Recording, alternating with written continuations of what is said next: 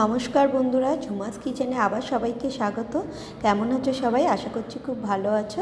তো আজকে আমি সকালবেলা নিয়ে চলে এলাম পালং পনিরের খুব সহজ এবং কম সময়ের একটা রেসিপি নিয়ে। তো প্রথমেই দেখতে পাচ্ছ আমি পালংটাকে একটু ব্লাঞ্চ করে নিয়েছি আর পনিরগুলোকে পিস করে কেটে নিয়েছি।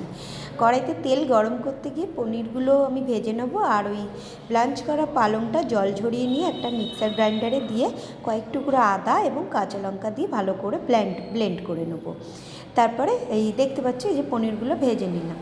আবার কড়াইতে একটু তেল দিয়ে ওই কিছুটা একটা গোটা টমেটো বাটা এবং সামান্য স্বাদ মতো নুন আর একটু সামান্য হলুদ দিয়ে আর ওই বেটে রাখা পালংটা দিয়ে ভালোভাবে মিশিয়ে নেব এবং কিছুক্ষণ নাড়াচাড়া করার পরে একটু জিরে গুঁড়ো দিয়ে আবার কিছুক্ষণ মিশিয়ে প্রায় 5 মিনিট মতো কভার করে রাখবো। কভার খুলে আমি ভেজে রাখা পনিরগুলো দিয়ে সামান্য একটু গরম মশলা দিয়ে, এখানে বলে রাখি তোমরা ঘিয়ে দিতে পারো, আমি দিইনি, তো ঢাকা দিয়ে রেখে উপর থেকে সামান্য কিছুটা ধনেপাতা ছড়িয়ে গরম গরম সার্ভ করব রুটি অথবা পরোটার সাথে। তো আমি রুটির সাথে খেয়ে দেখলাম, সত্যি অসাধারণ হয়েছে এবং অফিস যাওয়ার আগে ব্রেকফাস্টটা খেয়ে আমি বেরোলাম, তো পেটটা অনেকটাই ভরা রইলো। তো এই ছিল আজকের রেসিপি।